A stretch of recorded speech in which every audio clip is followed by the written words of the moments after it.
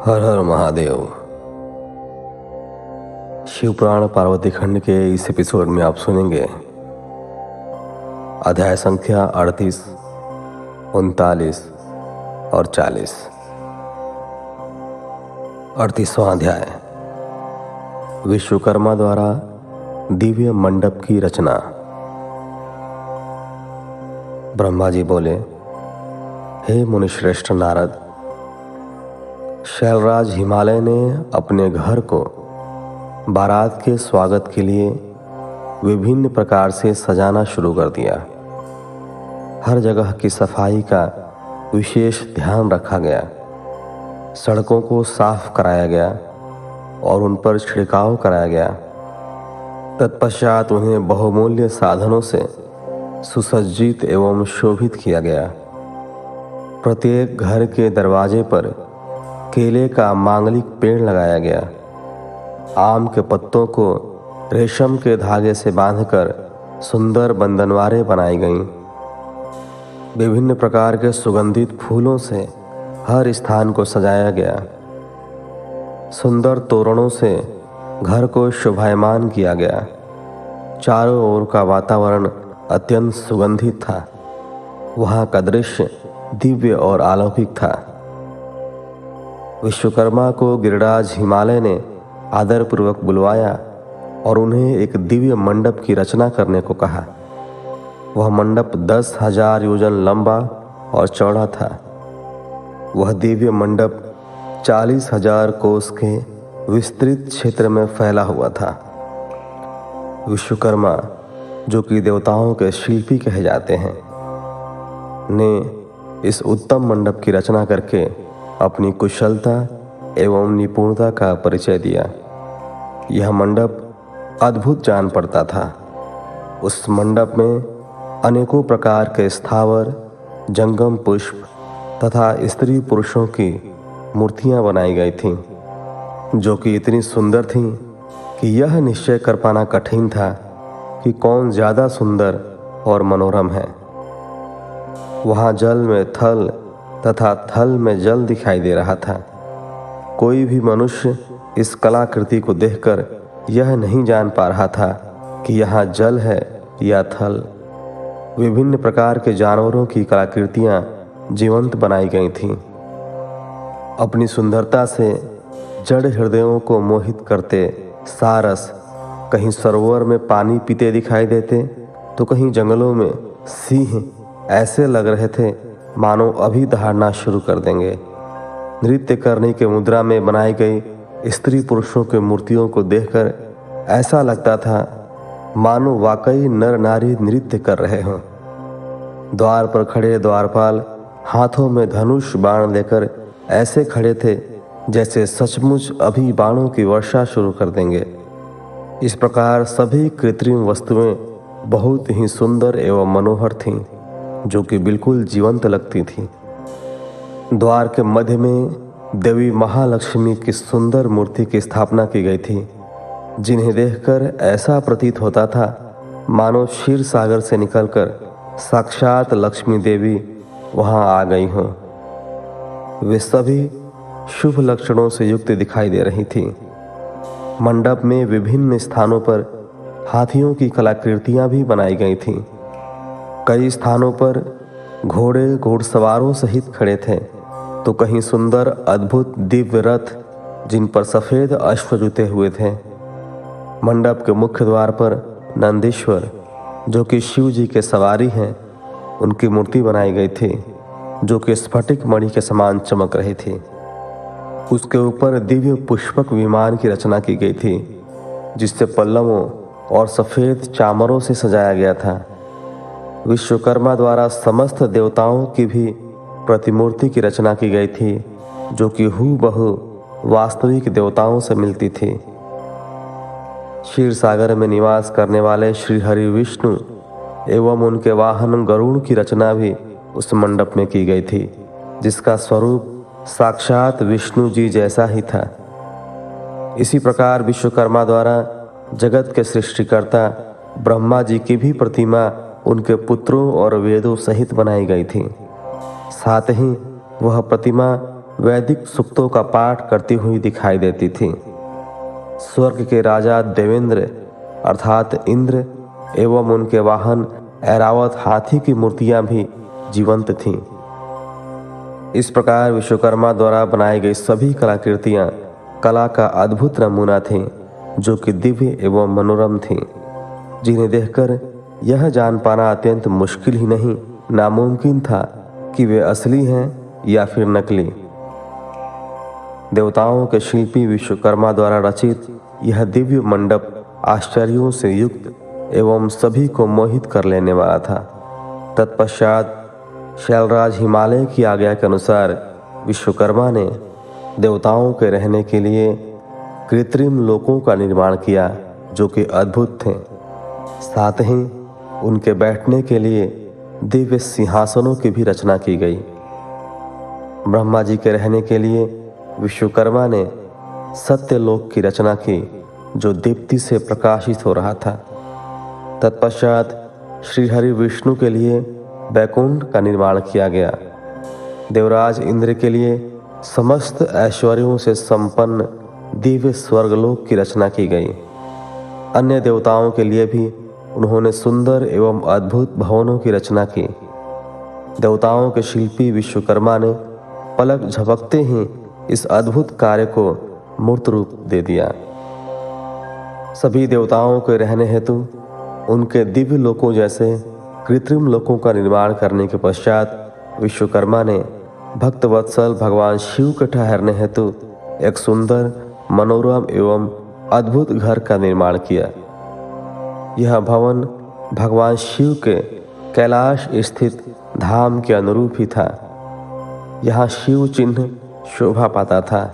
यह भवन परम उज्ज्वल दिव्य प्रभापुंज से सुभाषित उत्तम और अद्भुत था। इस भवन की सभी ने बहुत प्रशंसा की। यहाँ तक कि स्वयं भगवान शिव भी उसे देखकर आश्चर्यचकित हो गए और विश्वकर्मा की इन रचनाओं को उन्होंने बहुत सराहा। विश्वकर्मा की यह रचना अद्भुत थी। इसी प्रकार जब सुंदर एवं दिव्य मनोरम मंडप की रचना हो गई और सभी देवताओं के ठहरने के लिए यथा योग्य लोकों का भी निर्माण कर दिया गया, तो शैलराज हिमालय ने विश्वकर्मा को बहुत बहुत धन्यवाद दिया।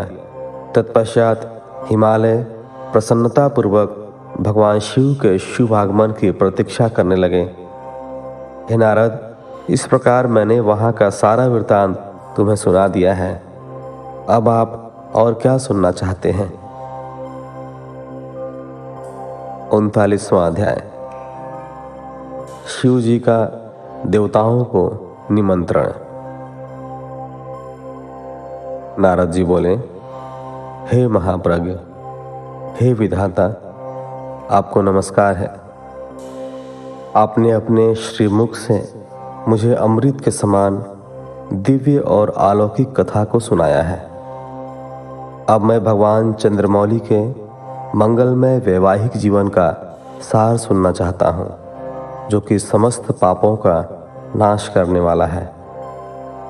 भगवान, कृपा कर मुझे यह बताइए कि जब शैलराज हिमालय द्वारा भेजी गई लग्न पत्रिका महादेव जी को प्राप्त हुई, तो महादेव जी ने क्या किया? प्रभु, इस अमृत कथा को सुनाने की कृपा कीजिए। ब्रह्मा जी बोले, हे मुनिश्रेष्ठ नारद, लग्न पत्रिका को पाकर भगवान शिव ने मन में बहुत हर्ष का अनुभव किया। लग्न पत्रिका लेकर आए शैलराज के बंधु बांधवों का उन्होंने यथा योग्य आदर सत्कार किया। तत्पश्चात उन्होंने उस लग्न पत्रिका को पढ़कर स्वीकार किया तथा पत्रिका लेकर आए हुए लोगों को आदर सम्मान से विदा किया। तब शिवजी प्रसन्नतापूर्वक सप्तऋषियों से बोले कि हे मुनियों, आपने मेरे लिए इस शुभ कार्य का संपादन किया है और मैंने इस विवाह हेतु अपनी स्वीकृति प्रदान कर दी है। अतः आप सभी मेरे विवाह में सादर आमंत्रित हैं। भगवान शिव के शुभ वचन सुनकर ऋषिगण बहुत प्रसन्न हुए और उनको आदरपूर्वक प्रणाम करके अपने धाम को चले गए। जब ऋषिगण कैलाश पर्वत से चले गए तब भक्तवत्सल भगवान शिव ने तुम्हारा स्मरण किया। तुम अपने सौभाग्य की प्रशंसा करते हुए तुरंत उनसे मिलने उनके धाम पहुंच गए। शिव जी के श्री चरणों में तुमने मस्तक झुकाकर प्रणाम किया और वहां हाथ जोड़कर खड़े हो गए। भगवान शिव बोले, हे नारद, तुम्हारे दिए गए उपदेश से प्रभावित होकर ही देवी पार्वती ने घोर तपस्या की और उससे प्रसन्न होकर मैंने उन्हें अपनी पत्नी बनाने का वरदान दे दिया है। पार्वती की भक्ति ने मुझे वश में कर लिया है। अब मैं उनके साथ विवाह करूंगा। सप्तऋषियों ने शैलराज हिमालय को संतुष्ट कर इस विवाह की स्वीकृति प्राप्त कर ली है और हिमालय की ओर से लग्न पत्रिका भी आ चुकी है। आज से 7वें दिन मेरे विवाह का दिन सुनिश्चित हुआ है। इस अवसर पर महान उत्सव होगा, अतः तुम श्रीहरि, ब्रह्मा, सब देवताओं, मुनियों और सिद्धों को मेरी ओर से निमंत्रण भेजो और उनसे कहो कि वे लोग उत्साह और प्रसन्नता पूर्वक सज धज कर अपने अपने परिवार के साथ सादर मेरे विवाह में पधारें। नारद भगवान शिव की आज्ञा पाकर आपने हर जगह जाकर आदरपूर्वक सबको इस विवाह में पधारने का निमंत्रण दे दिया। तत्पश्चात भगवान शिव के पास आकर उन्हें सारी जानकारी दे दी। तब भगवान शिव भी आदरपूर्वक सब देवताओं के पधारने की प्रतीक्षा करने लगे। भगवान शिव के सभी गण संपूर्ण दिशाओं में नाचने गाने लगे। सभी ओर उत्सव होने लगा। निमंत्रण पाकर अति प्रसन्नता से सज धज कर भगवान श्री हरि विष्णु भी श्री लक्ष्मी और अपने दल बल को साथ लेकर कैलाश पर्वत पर जा पहुँचे। वहाँ पधार कर उन्होंने भक्ति भाव से भगवान शिव को प्रणाम किया और प्रभु की आज्ञा लेकर अपना स्थान ग्रहण किया। तत्पश्चात मैं भी सपत्नीक अपने पुत्रों सहित भगवान शिव के विवाह में सम्मिलित होने के लिए पहुंचा।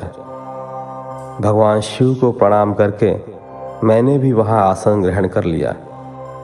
इसी प्रकार सब देवता, देवराज इंद्र आदि भी अपने अपने गणों एवं परिवारों के साथ सुंदर वस्त्रों और बहुमूल्य आभूषणों से शोभायमान होकर वहां पहुंच गए।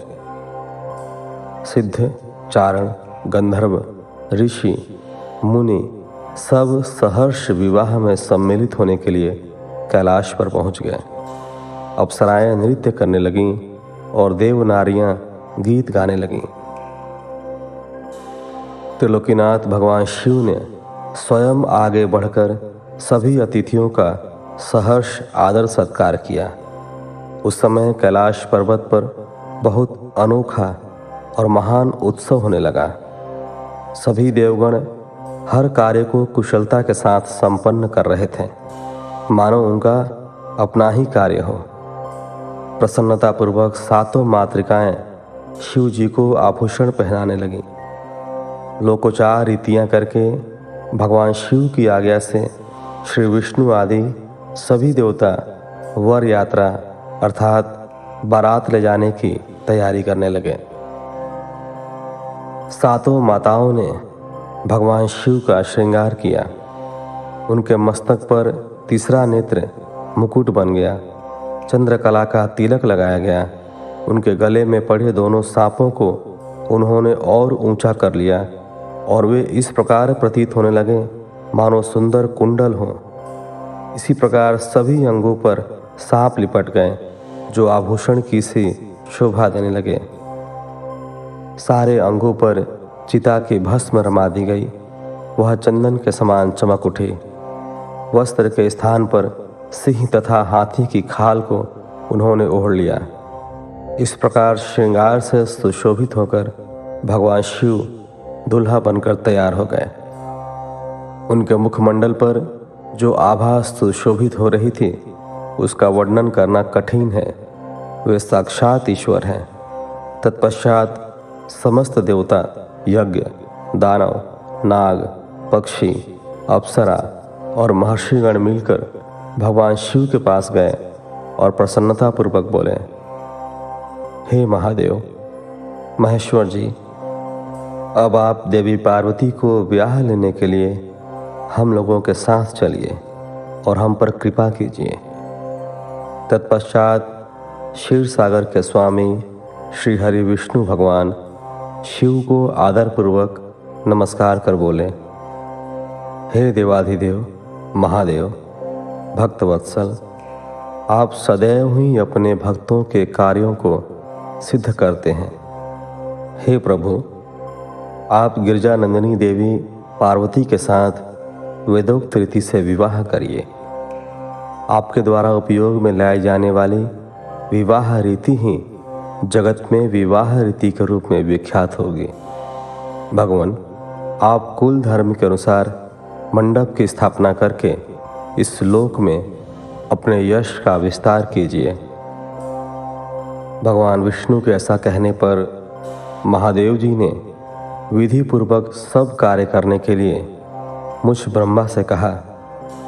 तब मैंने श्रेष्ठ मुनियों कश्यप, अत्रि, वशिष्ठ, गौतम, गुरु, कर्ण, बृहस्पति, शक्ति, जमदग्नि, पराशर, मार्कंडेय, अगस्त्य, च्यवन, गर्ग, शिलापाक, अरुणपाल, अकृतश्रम, शिलाद, दधीचि, उपमन्यु, भारद्वाज, अकृतवर्ण, पिपलाद, उशिक, कौत्स तथा शिष्यों सहित व्यास आदि उपस्थित ऋषियों को बुलाकर भगवान शिव की प्रेरणा से विधि पूर्वक अभ्युदयिक कर्म कराए।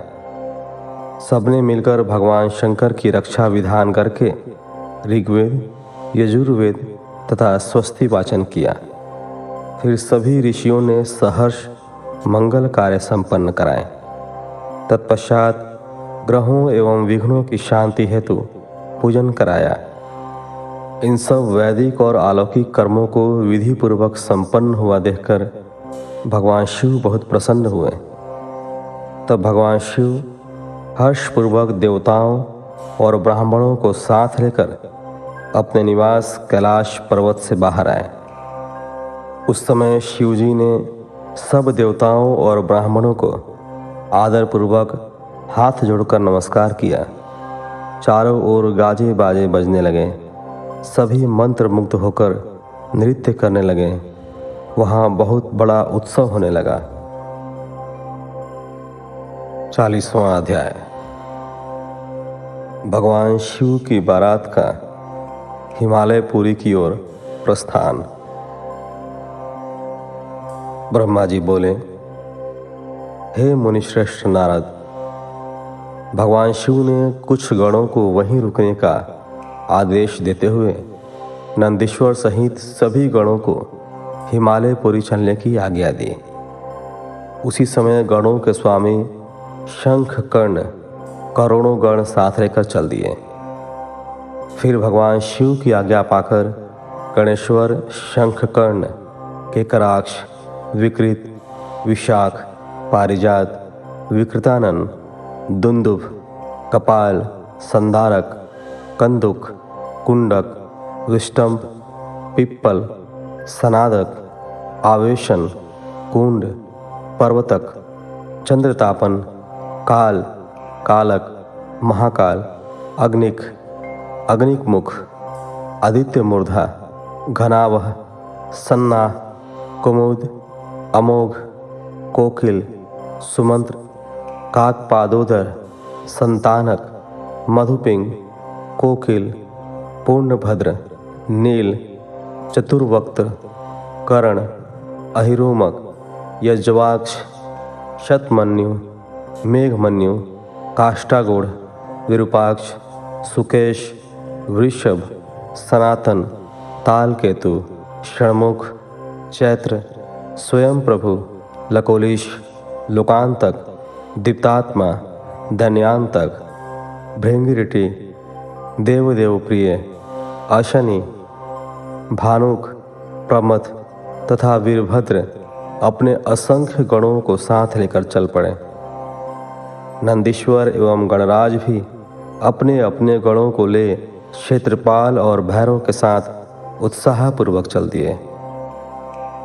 उन सभी गणों के सिर पर जटा, मस्तक पर चंद्रमा और गले में नील चिन्ह था। शिव जी ने रुद्राक्ष के आभूषण धारण किए हुए थे। शरीर पर भस्म शोभायमान थी। सभी गणों ने हार, कुंडल, केयूर तथा मुकुट पहने हुए थे। इस प्रकार त्रिलोकीनाथ महादेव अपने लाखों करोड़ों शिव गणों तथा मुझे, श्रीहरि और अन्य सभी देवताओं को साथ लेकर धूमधाम से हिमालय नगरी की ओर चल दिए।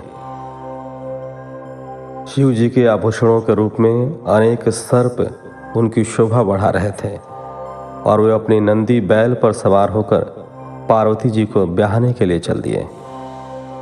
इस समय चंडी देवी महादेवी जी की बहन बनकर खूब नृत्य करती हुई उस बारात के साथ हो चली। चंडी देवी ने सांपों को आभूषणों की तरह पहना हुआ था और वे प्रेत पर बैठी हुई थी तथा उनके मस्तक पर सोने से भरा कलश था जो कि दिव्य प्रभा पुंज सा प्रकाशित हो रहा था। उनकी यह मुद्रा देखकर शत्रु डर के मारे कांप रहे थे। करोड़ों भूत प्रेत उस बारात की शोभा बढ़ा रहे थे। चारों दिशाओं में डमरुओं, भेरियों और शंखों के स्वर गूंज रहे थे। उनकी ध्वनि मंगलकारी थी जो विघ्नों को दूर करने वाली थी। श्री हरि विष्णु सभी देवताओं और शिव गणों के बीच में अपने वाहन गरुड़ पर बैठकर चल रहे थे। उनके सिर के ऊपर सोने का छत्र था। चमर ढुलाए जा रहे थे। मैं भी वेदों, शास्त्रों, पुराणों, आगमों, सनक आदि महासिद्धों, प्रजापतियों, पुत्रों तथा अन्यान्य परिजनों के साथ शोभायमान होकर चल रहा था। स्वर्ग के राजा इंद्र भी ऐरावत हाथी पर आभूषणों से सज धज कर बारात की शोभा में चार चांद लगा रहे थे। भक्तवत्सल भगवान शिव की बारात में अनेक ऋषि मुनि और साधु संत भी अपने दिव्य तेज से प्रकाशित होकर चल रहे थे। देवाधिदेव महादेव जी का शुभ विवाह देखने के लिए शाकनी, यातुधान, बैताल, ब्रह्म राक्षस, भूत, प्रेत, पिशाच, प्रमथ आदि गण, तुम्बरु, नारद, हाहा और हुहु आदि श्रेष्ठ गंधर्व तथा किन्नर भी प्रसन्न मन से नाचते गाते उनके साथ हो लिए। इस विवाह में शामिल होने में स्त्रियां भी पीछे न थीं। सभी जगत माताएं, देव कन्याएं, गायत्री, सावित्री, लक्ष्मी और सभी देवांगनाएं और देव पत्नियां तथा देव माताएं भी खुशी खुशी शंकर जी के विवाह में सम्मिलित होने के लिए बारात के साथ हो लीं। वेद, शास्त्र, सिद्ध और महर्षि जिसे धर्म का स्वरूप मानते हैं, जो स्फटिक के समान श्वेत व उज्ज्वल है, वह सुंदर बैल नंदी भगवान शिव का वाहन है। शिव जी नंदी पर आरूढ़ होकर उसकी शोभा बढ़ाते हैं। भगवान शिव की यह छवि बड़ी मनोहारी थी। वे सज धज कर समस्त देवताओं, ऋषि मुनियों, शिवगणों, भूत प्रेतों, माताओं के सानिध्य में अपनी विशाल बारात के साथ अपनी प्राण वल्लभा देवी पार्वती का पाणी ग्रहण करने के लिए सानंद होकर अपने ससुर गिरिराज हिमालय की नगरी की ओर पग बढ़ा रहे थे। वे सब मदमस्त होकर नाचते गाते हुए हिमालय के भवन की तरफ बढ़े जा रहे थे। हिमालय की तरफ बढ़ते समय उनके ऊपर आकाश से पुष्पों की वर्षा हो रही थी। बारात का वह दृश्य बहुत ही मनोहारी लग रहा था। चारों दिशाओं में शहनाइयाँ बज रही थीं और मंगल गान गूंज रहे थे। उस बारात का अनुपम दृश्य सभी पापों का नाश करने वाला तथा सच्ची आत्मिक शांति प्रदान करने वाला था। इस प्रकार 40वें अध्याय के साथ इस एपिसोड को यहीं विराम देते हैं। मिलते हैं आपसे अगले एपिसोड में। तब तक के लिए धन्यवाद। हर हर महादेव।